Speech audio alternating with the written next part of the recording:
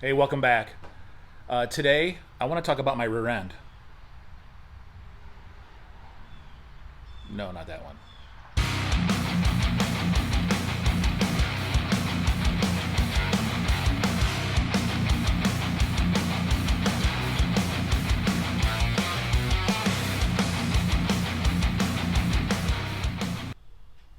All right, so today you're going to jump right into the rear axle part of the truck.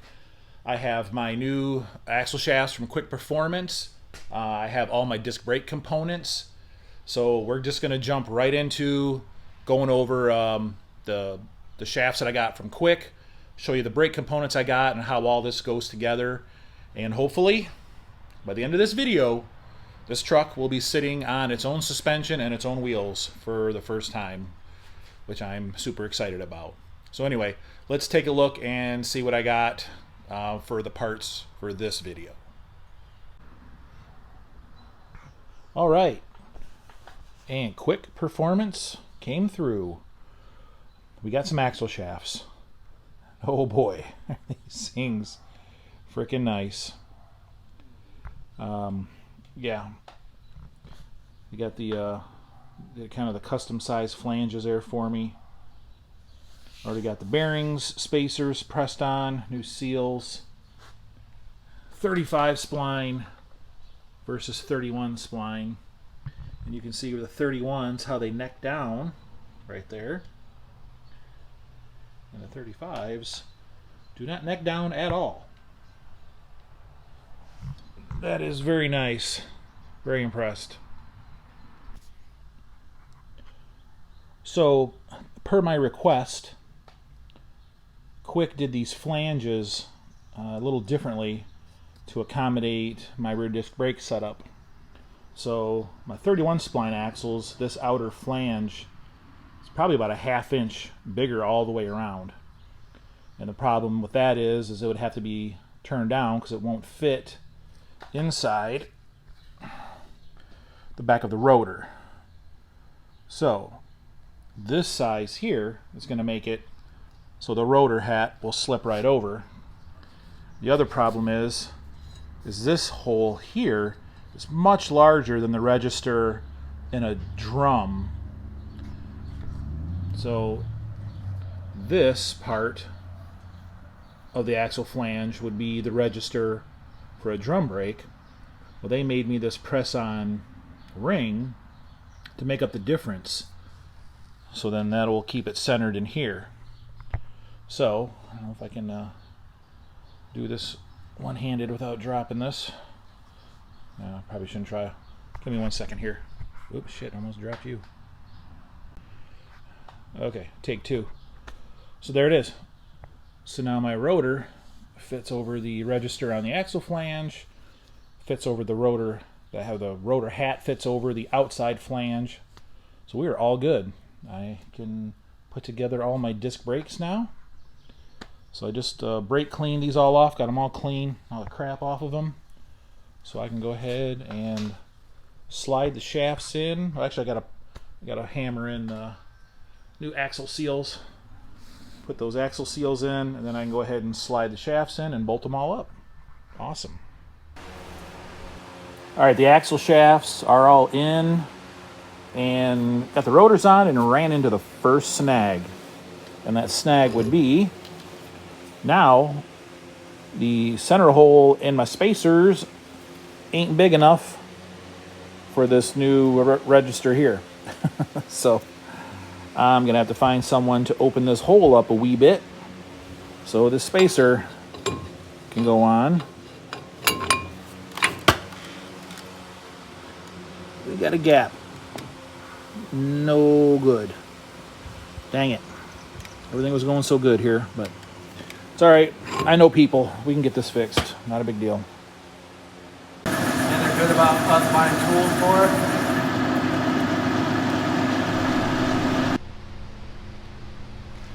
Okay.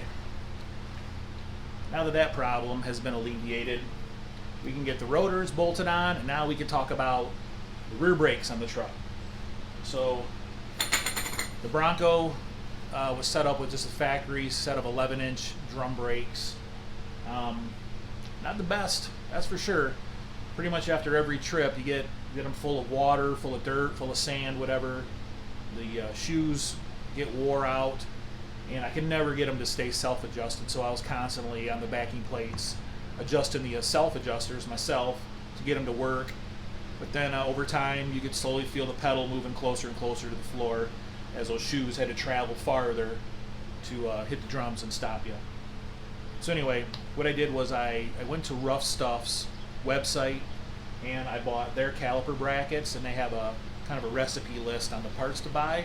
So that's what I got here. I did run into some other problems with this, but let's show you what I got going on with the braking system here.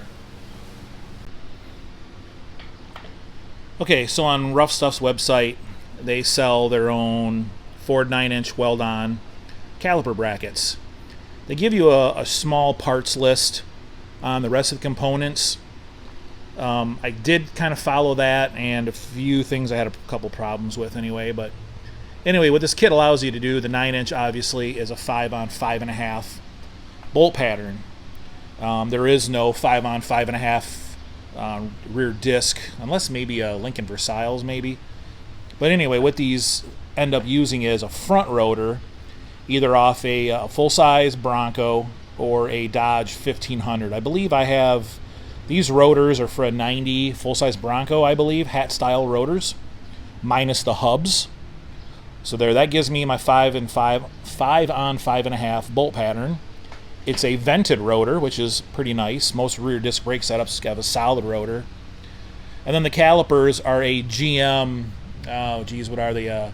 GM, maybe it's a G-body, I believe, front caliper. So we have the calipers, the caliper slides, and just a set of normal brake pads. Nothing special there. The brake hoses for these, I believe I ordered them for this caliper application, but they didn't fit right.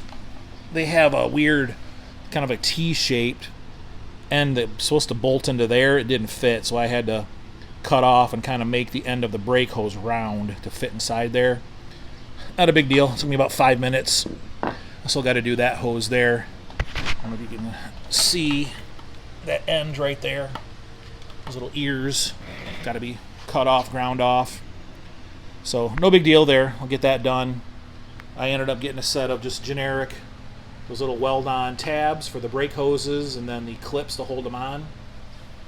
The metal part of the brake hose, I did have to kind of bend it a little differently to get this to work. But basically what's going to happen is I'll end up welding a tab right there to the corner of that plate for the leaf springs, and that's where the hose will be mounted. It'll be up high, out of the way, protected. The caliper is going to get rotated down to about here, probably about the 10 o'clock position, I guess. So the bleeder is facing straight up is what I want. So what I'm going to do is I got some washers spaced underneath the pins, so I know I have a good gap between the outside edge of the rotor and there, so I don't have any rubbing going on there. That does move the end of the pad right up almost to the very tip of the rotor, so I got real good coverage there. And I'll just take some compressed air into the hose, and what that'll do is that will squeeze the caliper, and that'll kind of center it on the rotor. And then all I got to do is put a couple tacks on that bracket on the tube where it is, pull this all apart, and then weld that bracket onto the tube really good. Hit it with some fresh paint, and then reassemble. And that will be the rear disc brake setup. Just got to run some more brake lines to the master, and that'll be it. So that should be pretty good. I still got to figure out how I'm going to do the shock arrangement on the back. I won't worry about that until this thing is basically at full weight, sitting on its wheels. And I also have to take into consideration, I want to put an anti-roll bar somewhere in the back of this also. So I need to keep in mind I'm going to have some links and some tabs for that to mount. So anyway, we're going. We're making progress here. All right, there's the caliper bracket. I'll weld it in place. Put a little coating of core seal on it, and hit it with the hammered black. Other side is done too. So let's let this dry up here for a minute, and I can go ahead and reassemble. And just got to weld on the tabs for the brake lines.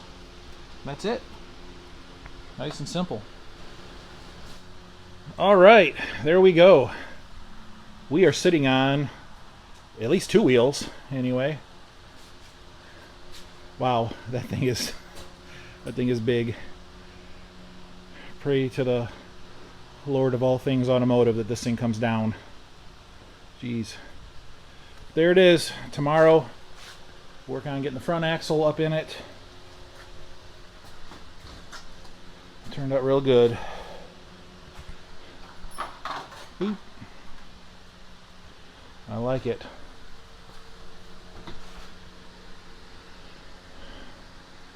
All right. We're calling that a night.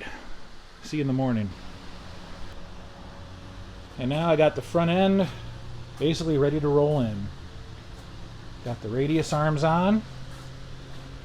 Didn't even scratch them putting them on. That's awesome. So I just have to bolt on the lower coil buckets, take the tires off, drop her down. I'm going to go ahead and slide her under the truck. Everything should be good to go.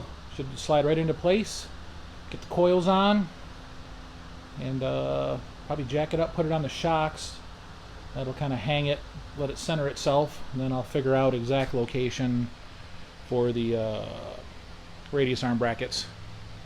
Do have existing holes in the chassis. I just want to make sure that they're correct before I commit to them. So, all right, let's get this bad boy in there. All right, got the axle hanging in there, hanging on the coil springs right now. So it's hooked into the bottom bucket, strapped to the top bucket. Sitting on jack stands right now.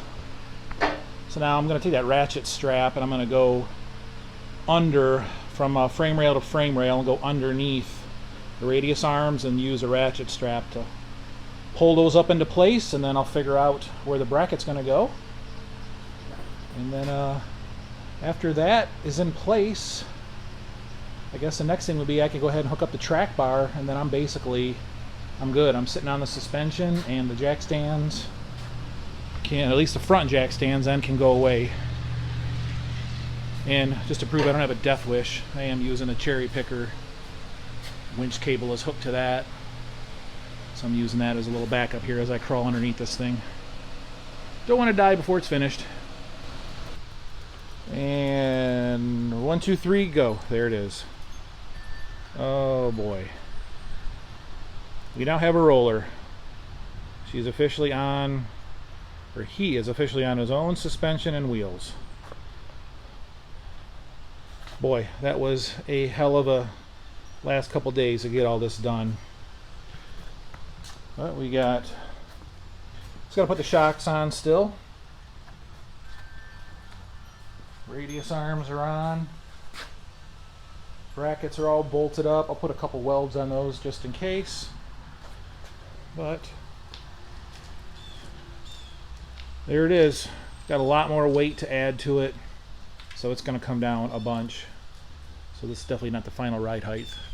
As it is, I don't think it's going out the garage door. But I'm very happy. Alright, so that's going to wrap it up for this video. Try to keep them short and sweet. So there it is. We got a truck. Almost ready to do truck things. So I'm going to call it a wrap on this one here. I'll get this posted up, and probably by the time you see this, we'll be leaving on our first overland trip of the year, heading up to northern Michigan. So thanks for liking, thanks for commenting. If you're a subscriber, thanks. According to my statistics, not a lot of subscribers actually watch the videos, so shame on you. Anyway, that's it. Thank you very much. See you on the next one.